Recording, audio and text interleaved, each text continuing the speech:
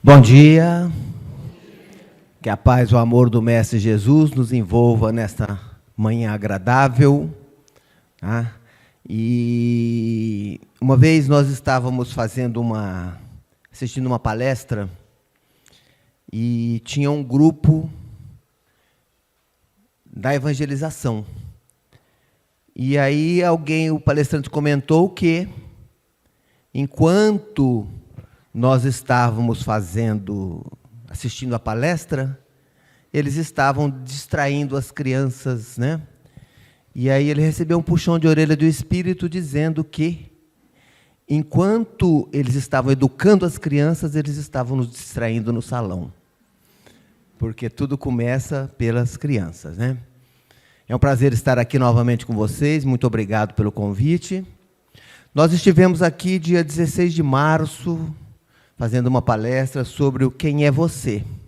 Não sei quais das pessoas estavam aqui, mas naquele dia nós demos algumas dicas de como se conhecer, principalmente verificando o nosso comportamento, a nossa reação diante das coisas que acontecem na nossa vida, se nós temos uma reação trazendo aquilo que está no nosso coração para fora, de forma violenta ou de forma amorosa. E hoje nós vamos abordar um outro tema, que é leveza da alma. Porque nós percebemos que nós vivemos num mundo que as pessoas estão atormentadas, pesadas, preocupadas com tudo que está acontecendo ao nosso redor e mesmo longe de nós. Mas esquecemos que ninguém veio aqui para modificar o outro. Ninguém veio aqui para consertar o mundo. Ninguém veio aqui para resolver os problemas do mundo. Mas nós viemos aqui para nos melhorarmos, para nós nos tornarmos pessoas mais evoluídas. Tanto é que Jesus, eu gostaria que alguém visse alguma passagem de Jesus que ele recomendasse que nós fizéssemos alguma coisa para modificar o outro. Não. Tudo que ele nos disse se a vossa mão é motivo de escândalo, arranca e joga fora. É melhor você entrar na vida sem uma mão do que ela ser motivo de sua perdição. Se o teu olho é motivo de escândalo, arranca. Não é o do vizinho. Antes de você verificar o cisco que está no olho do seu semelhante, verifique a trave que está no seu. Para mim, não é para ver o dele. Se a vossa justiça não for maior do que a dos escribas e fariseus, de forma alguma entrarei no reino dos céus. Para nós. Quando fores ao altar levar a sua oferenda, orar, antes de fazer a sua oração, verifica se você tem alguma coisa contra o teu irmão. Vá, reconcilia-te com ele, então volte para fazer a sua oferenda. E olha que Jesus ainda coloca, reconcilia-te com ele. Por quê? Porque eu tenho que me reconciliar primeiro comigo. Se eu não estiver reconciliado comigo, eu não me reconcilio com o meu próximo. Se eu não me amo, eu não amo o meu próximo. Se eu não me respeito, eu não respeito ao meu próximo. Então, a nossa função na vida é trabalhar o nosso íntimo, o nosso espírito. Aproveitar esta encarnação para que saiamos daqui melhores do que quando chegamos. Não levaremos nada. Não trouxemos nada, não levaremos nada. Então, por que brigar por aquilo que não trouxemos e não levaremos? Ficamos preocupados com guerra na Ucrânia, com faixa de Gaza, com políticas, STF, julgamento de tal, Isso não nos interessa.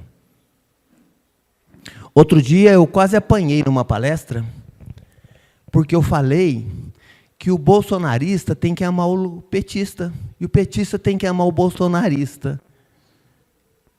Uma moça quase me avançou. Eu falei, peraí, não sou eu que estou dizendo, é Jesus. Dentro da doutrina espírita não tem política, não tem adversário. Não tem inimigo que não deva ser amado, como Jesus recomendou. Se nós devemos amar até os inimigos, por que nós não vamos amar aqueles que pensam diferente de nós? Isso se chama respeito. Respeito significa eu dar ao outro o direito de ser o que ele quer, de ter a religião que ele quiser, de torcer para o time de futebol que ele quiser, apesar do Corinthians ser melhor, mas a gente respeita quem não é. Tem que respeitar, né? De votar no candidato que ele quer. É um direito de cada um. E por que eu tenho que interferir? Tá? E com tudo isto que vai acontecendo, nós vamos acumulando sentimentos ruins, imperfeições, mágoas que pesam muito em nós. E que nós temos condições de tirar todas do nosso caminho, como nós vamos ver hoje. Basta a vontade. Quão poucos de vós fazem esforços, como diz a pergunta, o final da resposta da pergunta 909 de O Livro dos Espíritos. Então nós temos que aprender que na vida nós podemos ser leves. O que significa ser leve? É não pesar, tá? Então se eu pegar aqui um copo d'água, cadê meu copo aqui? Todo mundo dá conta de carregar esse copo aqui? Ele é pesado? Não, leve, né? Eu desafio um de vocês aqui para ficar aqui segurando esse copo dessa forma até o final da palestra. Então vocês percebam que não é o que eu carrego, é a maneira como eu carrego as coisas. Peso nós temos, alguns que nós não temos como nos livrar, porque tem uma diferença entre ser leve e ter leveza. Ter leveza é o segundo aspecto. Ter leveza significa que, mesmo eu tendo que carregar alguns pesos, que eu estou carregando porque eu me comprometi e eu me necessito daquilo na minha existência, eu posso fazer com que esse transporte durante a minha existência, que às vezes é durante toda a existência, ele também seja leve. Porque todo o peso que nós carregamos inutilmente acaba nos provocando problemas físicos, problemas psíquicos, problemas espirituais. Não vou nem falar da nossa turma, dos idosos aqui, que já nascem já tem uma série de problemas físicos, né? O dia que eu acordo com dor, eu agradeço a Deus, porque eu estou encarnado ainda.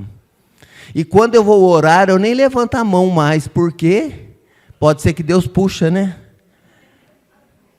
Pode ser que Deus puxa. Então, quando nós cultivamos uma das maiores causas de câncer que tem, apesar de não ter uma comprovação científica a respeito, mas é o comentário dos médicos oncologistas do Hospital de Barretos.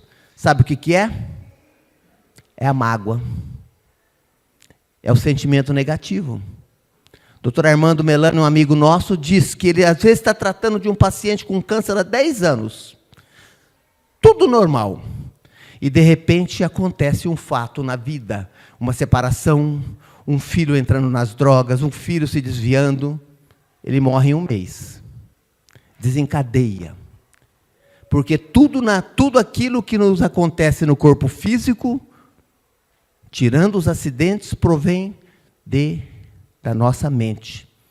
Tanto que Jesus dizia, vá e não peques mais para que não te aconteça algo de pior.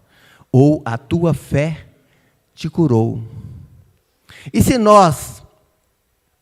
esses pesos que nós carregamos causam problemas psíquicos, físicos, nós temos que tentar eliminá-lo. Lá na Gênese, um livro muito pouco estudado pelos espíritas, eu sempre digo isso, Porque, infelizmente, hoje nós temos uma categoria que se chama espírita não praticante.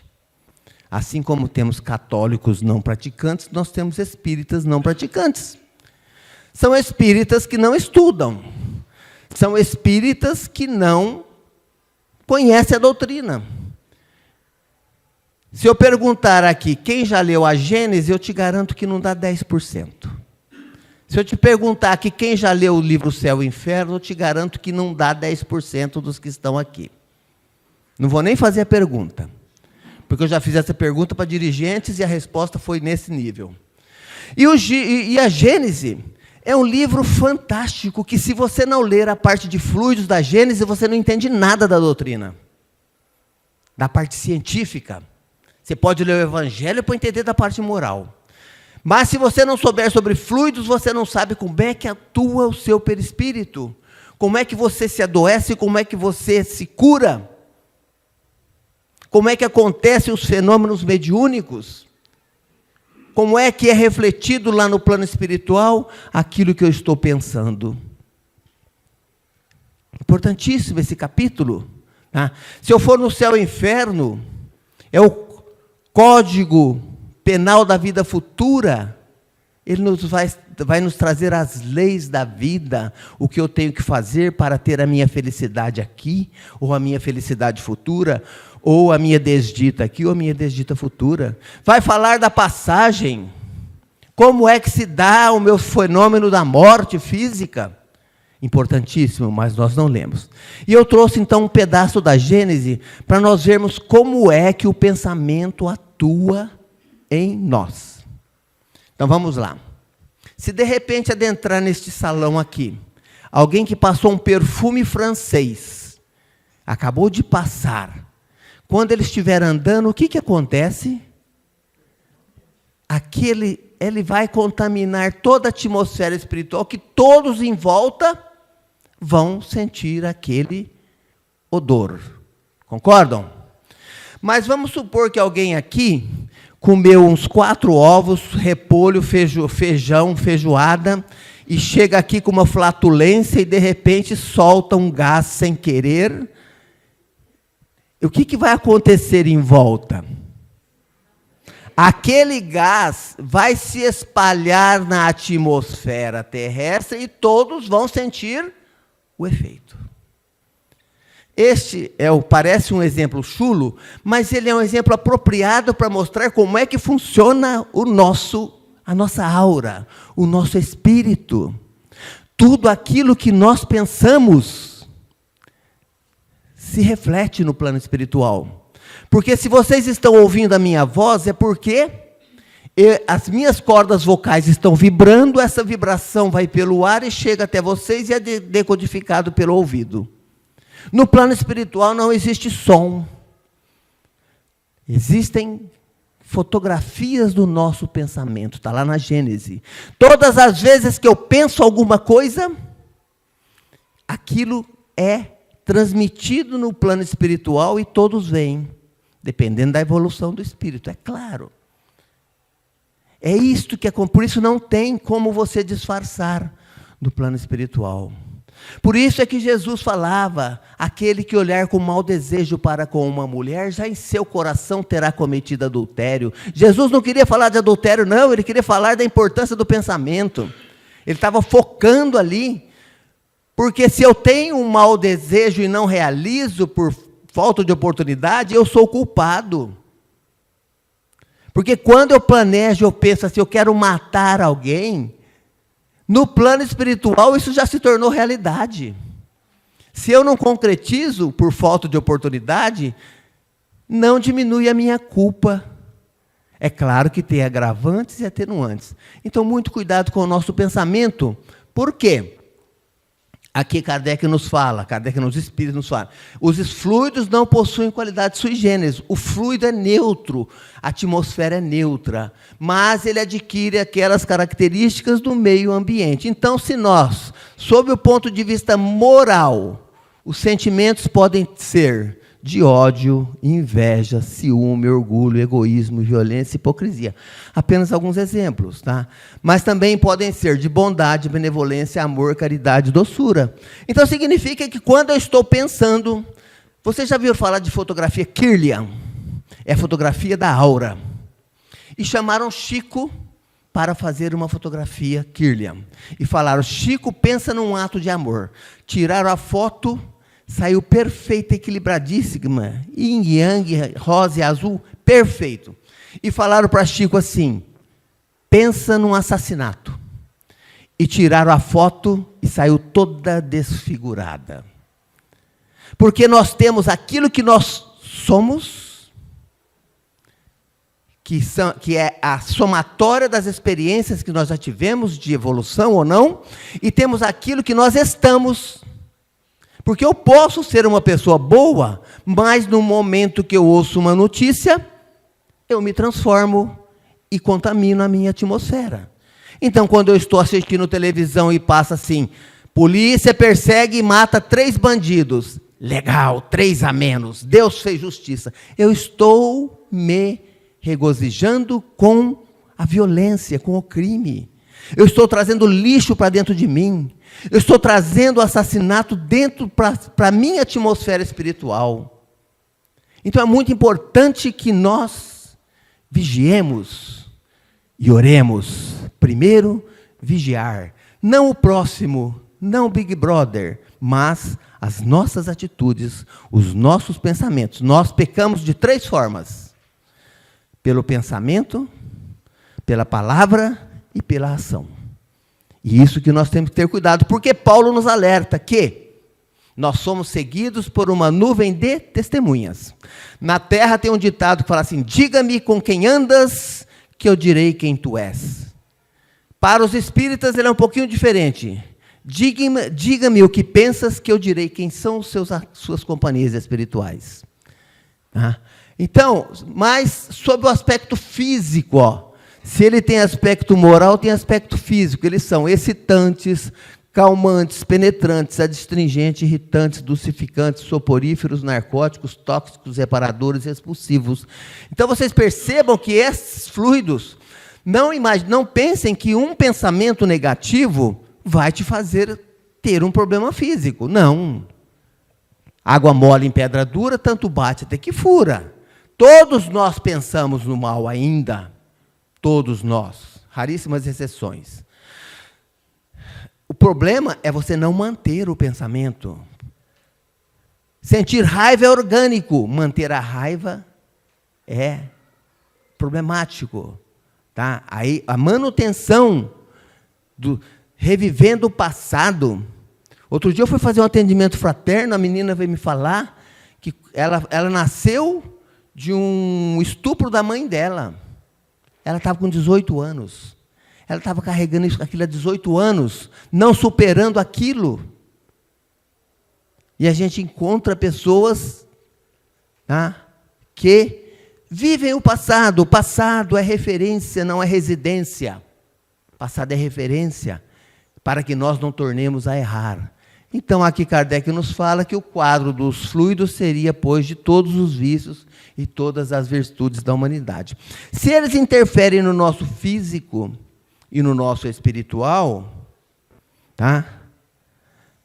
Ele acaba por nos provocar doenças. E aqui nós vamos perguntar, o que é saúde? O que é doença? Eu quero perguntar aqui, quem está doente hoje aqui? Tem alguém aqui? E quem está saudável? Vamos ver. Só um? E o resto? O que está? Ah, tem bastante gente saudável, tá?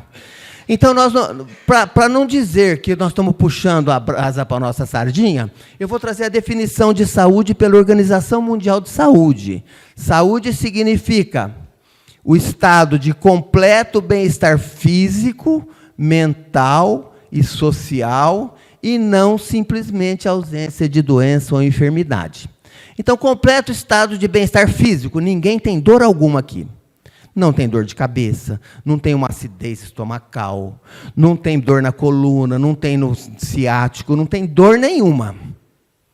Então, qualquer dorzinha que vocês tiverem, até dor de cotovelo vale. Qualquer dorzinha que vocês tiverem, então, segundo a organização, vocês não têm saúde. Mas ele fala que e não é completo, hein? Completo bem-estar mental. Significa que eu sou uma pessoa equilibradíssima. Eu não tenho ciúme, eu não tenho inveja, eu não tenho egoísmo, eu não tenho vaidade, eu não tenho nenhum dos sentimentos negativos que alterem o meu psicológico. Eu tenho saúde. Mas ele tem um terceiro item que fala completo bem-estar social. Eu me dou bem com todo mundo, na minha família, com aquele cunhado mala, a nora com a sogra com a nora, com o meu vizinho, o vizinho que joga o lixo no meu portão, eu falo, pode jogar, eu limpo depois. A gente é, sim, um exemplo de pessoa. Então, segundo a Organização Mundial de Saúde, quem tem saúde está num completo bem-estar físico, mental e social. Quem aqui tem saúde? A última vez que eu sou chamado, porque em 5 minutos é que eu deixei a sala inteira doente, né? A sala inteira doente, porque nós não sabemos identificar, gente. Por isso é daquela palestra, conheça-te a ti mesmo, quem é você, para a gente identificar os nossos pontos negativos, as nossas fraquezas, para que nós possamos realmente nos modificar, tá? Agora, eu vou trazer aqui uma listinha exemplificativa, não está todo aqui, daqueles pesos que nós carregamos inutilmente, sem nenhuma necessidade. Sem nenhuma necessidade. Carregamos porque queremos. Não coube, me desculpe, não coube tudo aqui, porque a transparência é pequena, tá? Então, vamos ver o que nos pesa aqui? Vamos pegar aqui a culpa. Alguém carrega a culpa aqui? A cólera, a melancolia, o ódio, o pânico, o desânimo, a raiva, o ressentimento, a tristeza, a impaciência. Olha o tanto de coisas que nós carregamos sem nenhuma necessidade. Para que eu seja leve, basta que eu seja passivo, que eu não faça, que eu não tenha ódio, que eu não tenha rancor, que eu não tenha medo, que eu não tenha depressão, derrota, nada disso. Se eu perguntar, tem alguém aqui que não tem nenhum desses sentimentos aqui? Se tiver, não deve estar encarnado. Porque, como diz a doutrina espírita, a encarnação é inerente à imperfeição. Nós reencarnaremos enquanto tivermos que nos melhorar. Jesus reencarnou na Terra? Não. Jesus encarnou. Porque ele já era um espírito puro, que ele não necessitava. Alguém viu algum comentário que algum dia Jesus pegou gripe, alguma coisa? Não.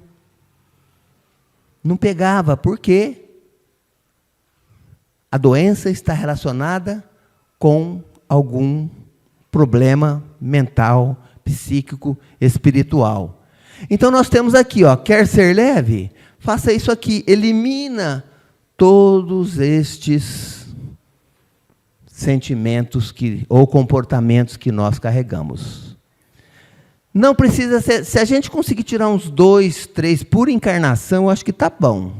Tá? Então, elege verifica. Essa lista é bom para vocês identificarem quais ainda tem. Mas, além de ser leve, nós podemos ser mais leves ainda, não tirando peso, mas diminuindo o nosso peso específico. Vocês já pegaram uma bexiga e encheram com a boca e soltaram? O que acontece com ela? Ela cai, não é? E se você colocar um gás hélio? Ela sobe. Então, nós precisamos encher a nossa vida com gases, com situações que nos deem leveza, que nós, além de não termos o peso, ainda flutuemos. Uma listinha só exemplificativa também aqui, tá? Que a gente pode desenvolver, e cada um destes sentimentos que nós desenvolvermos vai nos trazer leveza espiritual. Allan Kardec, no livro céu e inferno, no Código Penal da Vida Futura, nos fala que o sofrimento é inerente à imperfeição. Cada imperfeição que nós eliminamos da nossa vida, um sofrimento a menos. Cada virtude que nós desenvolvemos na nossa vida, uma felicidade a mais. Então imaginem aqui, tá? Se nós desenvolvêssemos aceitação, alegria, amor, bom ânimo, bom humor aqui é o que o mundo precisa hoje, né? Calma, bondade, compreensão, carinho, e aqui vai por trás, paz, resiliência, respeito. Respeito é o que nós não temos, né? Hoje nós... Tem um artigo de Stephen Kennedy que ele escreveu na Folha, na revista Veja, se eu não me engano, no ano 2000 ou 2002, que ele fala que talvez o Evangelho de Jesus tivesse sido mal traduzido, quando ele fala, amai-vos uns aos outros. Nós estamos preparados para amar?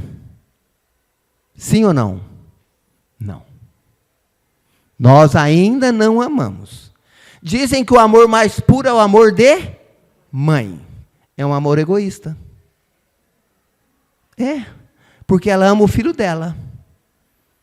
Porque se tiverem duas crianças brincando, uma cai e machuca, fala, graças a Deus não foi meu filho. Uma mãe de verdade, ela vai se comportar como mãe do filho dela e de qualquer outra criança. Essa é a verdadeira maternidade, como Jesus fala quando ele é para sua mãe e seus irmãos estão lá fora te esperando. Quem é minha irmã, minha mãe? Quem são meus irmãos? Mostrando que a verdadeira família é do Espírito, que não tem fronteira, que você tem que amar. Amar quem não concorda com você. Amar quem não é seu amigo. Amar até quem é seu inimigo. Porque, na realidade, Paulo nos fala, lá no Evangelho, capítulo 10, item 15, ele nos fala que o perdão, perdoar aos amigos, é dar uma prova de amizade. Perdoar as ofensas é mostrar-se melhor do que era.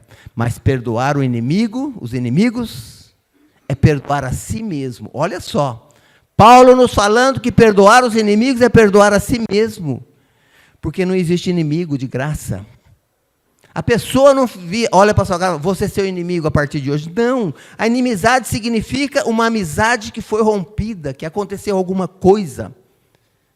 E ela muitas vezes vem de outras vidas, de outras existências. Então você tem que chamar, meu amigo, para você estar me obsediando hoje, eu devo ter te feito algo cruel para você, para algum querido seu. Vamos trabalhar juntos, vamos em direção à luz, vamos buscar o nosso progresso juntos, esquecendo essas mágoas. Você está se perdoando, tá? Mas não é o nosso tema. Então, isso daqui, você precisa ser ativo, desenvolver. No primeiro caso, você simplesmente não odeia, não fere, não machuca, não faz nada. No segundo caso, você tem que desenvolver estes sentimentos. Já imaginaram você tirar estes pesos e colocar estes daqui? Mas vamos dar sequência. Ter leveza. Como nós dissemos, às vezes, nós não temos como tirar os pesos que nós estamos carregando, mas nós podemos saber carregar. Uma pessoa que nasce cega, é um peso que ela vai levar a vida toda, com um defeito físico, com uma deficiência física, com um problema mental, que nasce numa favela, sem nenhum suporte, sem nenhum apoio. Então, nós temos pessoas que trazem alguns pesos que não são injustiça divina, não. Tá? Porque o nosso livre-arbítrio, ele não está aqui. O nosso livre-arbítrio começa quando nós escolhemos o tipo de existência que nós vamos ter. Lá nós já nos limitamos. Lá nós já usamos o livre-arbítrio falando, eu quero uma vida difícil, eu quero isso, eu quero aquilo, eu quero outro. Eu não vou escolher as facilidades da vida. E Deus, na sua misericórdia, geralmente não dá o que nós pedimos, porque nós não daremos conta. Dá bem menos e mesmo assim, na maioria das vezes, nós falhamos. Nós não cumprimos aquilo que viemos aqui fazer. Então, a maneira como as pessoas... Vamos pegar, por exemplo, um Jerônimo Mendonça, o gigante deitado, que ele numa cama, ele não deixava de fazer caridade, atendia aos necessitados, saía, viajava a fazer palestras, era carregado numa maca. Vamos pegar João Machado, lá de Tupaciguaras. Divaldo conta a história dele numa palestra linda. Uma pessoa que era um cotoco de gente, que ficava num carrinho para ser carregado, e que mantinha várias famílias com seu trabalho. Então você pega pessoas que utilizam da sua deficiência, do seu problema, para explorar e ganhar a vida com facilidade. E outras transformam aquilo em trabalho. É claro que existem pessoas que não têm condições. Kardec fala no Livro dos Espíritos, os amigos espirituais, aqueles que não têm condição, a sociedade tem que prover a sua necessidade. Mas muitos se aproveitam. Aliás, tem gente até que aluga criança para sair pedindo por aí. Estão se comprometendo.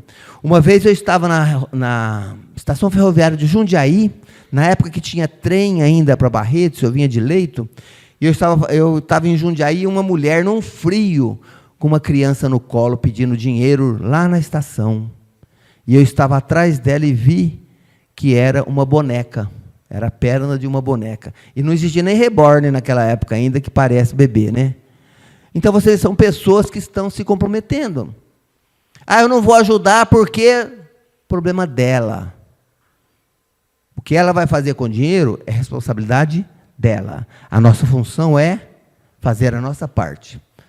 Vamos lá. Formas de lidar com a dor. Primeiro, sofrer. É o que a maioria de nós fazemos. Simplesmente deixamos a dor, uma unha encravada, a gente não vai nem no centro. Não, hoje eu não estou bem. Eu acho engraçado. Fulano, por que não foi no centro hoje? Ah, hoje ele não está bem. Mas é no dia que ele não está bem que ele tem que ir. É no dia que ele não está bem que ele tem que ir lá buscar. Tá? Porque os amigos espirituais fazem de tudo para que a gente não vá. Você pode arrastar essa dor na sua vida, reclamando dela o tempo todo. Você pode analisar essa dor, por que eu estou sofrendo, o que esta dor está querendo me dizer, tá? Aprender com ela, aceitá-la e transformá-la. Tudo isso é possível, depende de nós. Porque a dor é algo que nós não conseguimos definir. Não existe um aparelho chamado dorímetro que a gente mede a dor de uma pessoa ou de outra. Irmã Dulce tinha 1/4 de pulmão funcionando. Dormia numa cadeira de madeira sentada porque não podia deitar. E quando ganhava uma cama hospitalar, colocava no hospital. Para ela não era dor. Né? Para ela não tinha dor. Né? Chico Xavier tinha o olho, né? Que sangrava. E um dia ele estava, já há 3 dias sem psicografar, Emmanuel chega para ele: meu irmão, o que está acontecendo? Olha meu olho, meu irmão, está sangrando. Falou: Chico, e o outro olho? Ah, o outro está bom. Falou: Chico, ter 2 olhos é luxo. É luxo. Tá? Para que você quer 2? Aí nós vamos ver o que Jesus fala a respeito dos pesos da nossa vida. Vinde a mim, todos vós que estáis aflitos e sobrecarregados, que eu vos aliviarei. Eu assisti uma palestra evangélica, num culto ecumênico que eu estava participando, e o pastor falou até esta parte: eu vos aliviarei. E quando você analisa isso, você vai ver que Jesus está correto. Você pode ir para Jesus com qualquer problema. Pode ser um problema sentimental, amoroso, no trabalho, financeiro, qualquer um. Jesus fala: vinde a mim, vós que estáis aflitos e sobrecarregados, que eu vos aliviarei. Só que nós temos que ver o complemento dele. Como é que ele vai nos aliviar? Tomai sobre vós o meu jugo e aprendei comigo, que sou brando e humilde de coração, e acharei repouso para as vossas almas, pois é suave o meu jugo e leve o meu fardo. Aqui está o segredo. Suave o meu jugo e leve o meu fardo. Mas qual será o fardo de Jesus? Qual será o jugo de Jesus? Aí eu fiz uma tabelinha exemplificativa. Vocês podem tirar foto depois, se quiser eu mando por e-mail. Está no computador aqui. E aqui nós vamos ver o que é o jugo de Jesus, o que é o jugo da terra. E eu gostaria que vocês fossem analisando a cada item que fosse passado, quanto isto pesa, interfere no meu emocional, no meu espiritual, no meu psicológico, na minha mente. Então vamos lá. O jugo de Jesus é o amor. Quanto pesa o amor? Nada. O amor é leve. O amor flutua. Esse amor grosseiro que nós temos. Imagina quando nós conhecermos o verdadeiro amor cósmico universal. Quem ama esquece de almoçar, de jantar, esquece que tem família, não é assim? Não aparece em casa. Porque o amor, a gente flutua. Mas o jugo da terra é o ódio. Quanto pesa o ódio? Ele vai ver. Eu vou encontrar com ele de novo. Eu devia ter falado isso. Eu devia ter falado aquilo. E a gente vai dormir com o inimigo. A gente vai pensando no inimigo. A gente não perdoa, não tem gratidão. Vocês costumam fazer promoção beneficente aqui? Pizza, almoço, alguma coisa? Qual que vocês mais fazem aqui? Almoço? Pizza? Então vamos lá. Cada um de vocês pega 5 bilhetes de pizza para vender. Vendeu o primeiro, vendeu o segundo, vendeu o terceiro, vendeu o quarto. A quinta pessoa te fala não. Que muquirana. O dinheiro é para caridade. Onde já se viu? Você vai lembrar de quem? Dos 4 que compraram ou do que não comprou? Você vai comentar com os seus amigos dos que compraram ou dos que não compraram? Olha, nós não temos a gratidão pelas 4 pessoas que compraram. Ele tem o direito de não comprar. Pode ser riquíssimo, o dinheiro é dele, ele vai prestar conta lá em cima. E justamente o nosso trabalho é estar perante estas pessoas que nos desafiam a tolerância e a paciência. Por isso que Kardec tinha a tríade lá: trabalho, solidariedade e tolerância. Porque é através do trabalho é que você vai poder colaborar no seu progresso, no progresso da humanidade. É através do trabalho com pessoas que pensam diferente é que você vai exercer a sua tolerância. E com o trabalho você vai fazer a solidariedade para aqueles que necessitam. Mas a tolerância de você trabalhar com pessoas diferentes, aceitando opiniões diferentes. E aceitando, inclusive, o que elas não querem. Por quê? Decepção e frustração. Sabe o que significa? Desilusão, decepção e frustração, encontro com a verdade. Quando você se desilude, por que você se desilude? Porque você se ilude, a culpa não é do outro, é minha. Por que você se frustra? Porque você criou uma expectativa. Tá? Então vamos lá, o ódio, ele pesa, ele amarra, ele nos faz ir dormir com o inimigo. Aí nós temos o perdão é um peso que nós tiramos da nossa consciência. O perdão é bom para quem perdoa, não para quem é perdoado. Porque quem perdoa carrega aquele fardo. Mas a vingança é algo terrível. Em Barretos nós tivemos um rapaz que planejou o assassinato de um motorista de táxi durante 1 ano. Imagine durante esse 1 ano, que energias negativas ele carregou, que companhias espirituais ele teve para incentivá-lo ao crime. É pesado. Nós temos a humildade. O que pesa a humildade? Nada. E o que pesa o orgulho? Por cima de mim, só avião. Se passar abaixo, eu taco pedra. Quero nem saber. Tá? A fraternidade, a bondade, o que pesa? Nada. E o que pesa? O egoísmo, a ambição, eu querer mais. Tivemos agora esta operação que teve no estado de São Paulo, um fiscal de renda lá, que a mãe dele estava com 2 bilhões de reais na conta. Para que a pessoa quer isso? Nem em 4 encarnações eu gasto isso. Para quê? Para quê?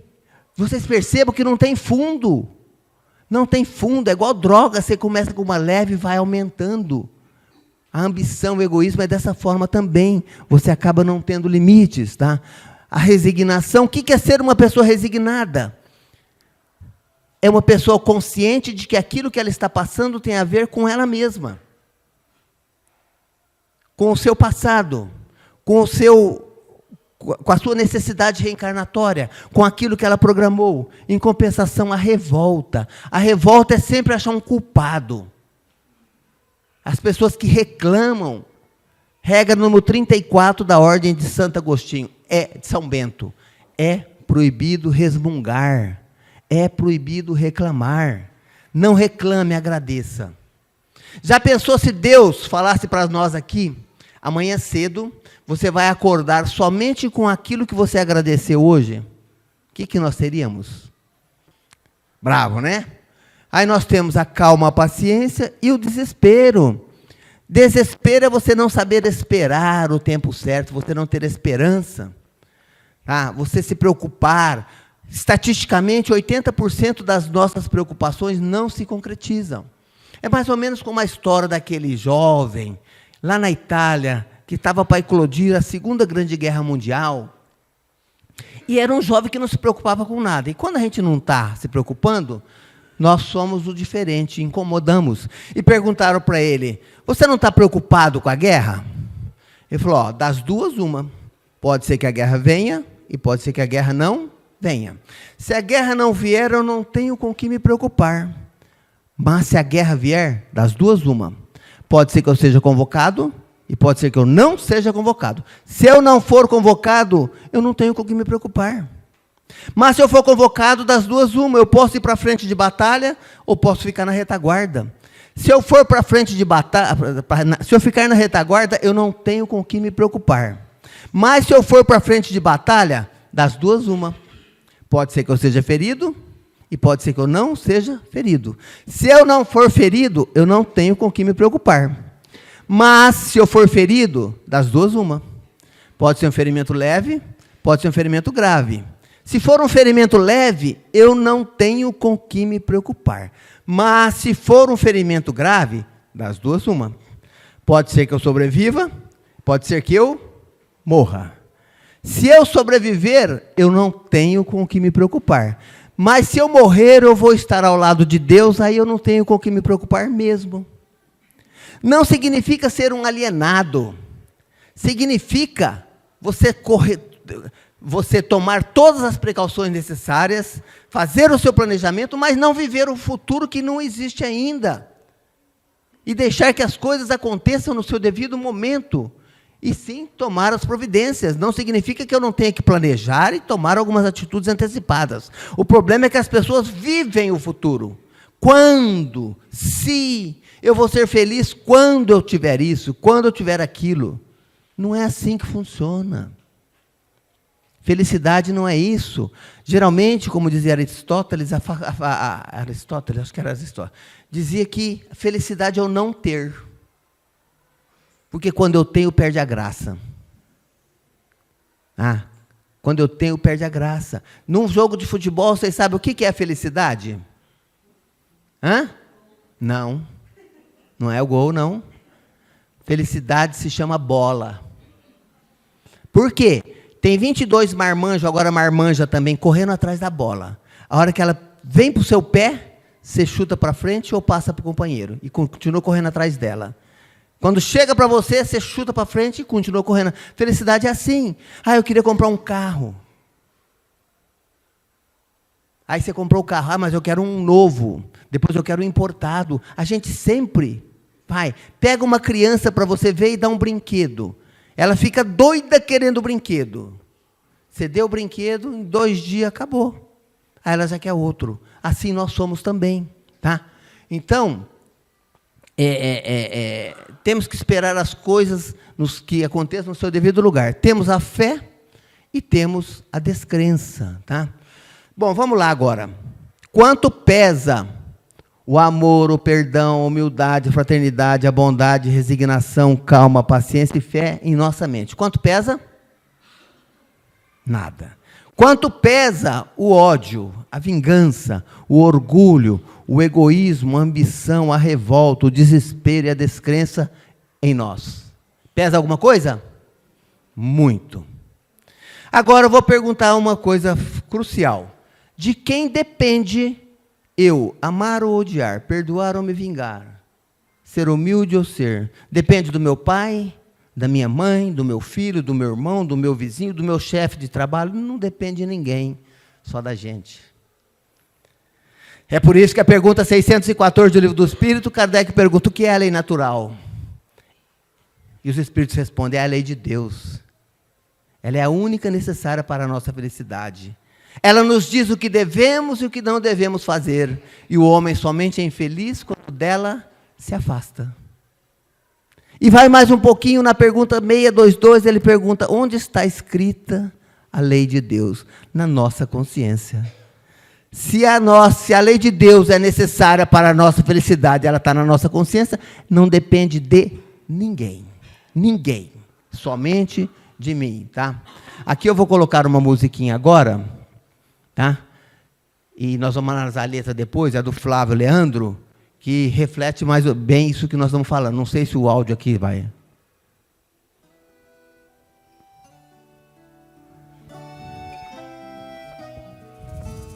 Hoje, com sinceridade, eu acordei com uma vontade de cuidar de mim, me levar para um passeio sem pisar o pé no freio, sem pensar no fim, arrumar minhas gavetas, botar tinta na caneta do meu coração, escrever o eu me amo cada vez que a voz do mundo me disser que não, ler um livro, colher flores pra te dar quando tu fores flor no meu jardim, animar essa pessoa que ando pagando à toa, mas que mora em mim. Quando eu mudo, o mundo muda, cai na minha dança. Se eu mexo no meu mundo, o resto se balança. Muda tudo o tempo todo, feito uma criança. O que não muda nesse mundo é somente a mudança. Mas quando eu mudo, o mundo muda, cai na minha dança. Se eu mexo no meu mundo, o resto se balança. Muda tudo o tempo todo, feito uma criança. O que não muda nesse mundo é somente a mudança. Linda a música, né? O nome dela chama-se Mundança. Não é mudança, é mundança, que é a mudança que eu quero no mundo refletida em mim, no meu mundo. Hoje, com sinceridade, eu acordei com uma vontade de cuidar de mim. Por quê? Porque a maioria de nós não cuida de nós mesmos. Porque o que é o mim aí? Mim não é meu corpo, é meu espírito, é o meu verdadeiro eu, que eu deixo para lá por causa das coisas da matéria. Então, hoje eu acordei com uma vontade de cuidar de mim, de adquirir aqueles valores, aqueles que as traças não roem, a ferrugem não corrói, os ladrões não roubam, que são os valores imperecíveis da alma, que nós deveríamos cuidar. Tá? Arrumar minhas gavetas, botar tinta na caneta do meu coração, para que tudo aquilo que nós façamos, falemos, pensemos e escrevamos, provenha do coração. Tenha um sentimento bom, que seja bom, porque, como diz Jesus, você vai extrair as coisas boas de dentro do teu coração. A boca fala aquilo que o coração está cheio. Escrever um eu me amo cada vez que a voz do mundo me disser que não. É você saber se dar valor, é você não se deixar desanimar por um pensamento negativo, por uma crítica infundada. É quando alguém te falar alguma coisa, você analisar, é verdade? Das duas, uma. Se alguém te fizer uma crítica, das duas, uma. Ou é verdade, ou é mentira. Se for verdade, tome aquilo para a sua reforma, a sua transformação. Se for mentira, ignore. Não importa o que falem de você, o que falam de você é a sua reputação. O que importa é o seu caráter. O caráter é aquilo que você é. E é aquilo que você vai levar quando você retornar à verdadeira pátria, que é a pátria espiritual, tá? Ler um livro, colher flores, né? Quem aqui já leu 3 livros esse ano, levanta a mão. Ó, tem bastante gente, hein? Mas olha quanta gente. Quem leu um livro só, pelo menos um livro, levanta a mão. Então nós temos aqui mais da metade não leu nenhum livro, né? E aí nós somos obrigados a acreditar naquilo que sai na internet, no Instagram, no Facebook, as fake news, tá?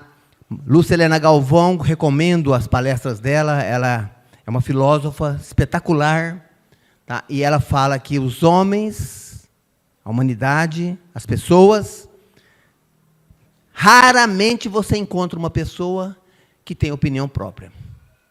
Porque analisou, porque pesquisou e porque chegou naquela conclusão. E não de você reproduzir o que os outros falam. Você fica na dependência e na mão dos outros, tá? Animar essa pessoa que andou vagando à toa, mas que mora em mim. Olha só que linda essa palavra. Animar essa pessoa que andou vagando à toa. Estou vagando pela terra sem um significado, sem um sentido. E quem mora em mim é o meu espírito. Aliás, ele é o principal. Então nós temos que animar essa pessoa, tá? Quando eu mudo, muda.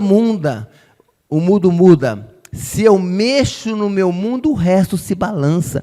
Basta eu fazer a minha parte. Quando lá no Livro dos Espíritos, Kardec pergunta assim, por que o mal predomina sobre a terra? E a resposta é por omissão dos bons. Os maus são ousados, atrevidos, intrigantes. Os bons são tímidos. Quando os bons quiserem, vencerão. E eu entendi durante mais de 20 anos, erroneamente, essa frase. Eu achei que eu tinha que brigar.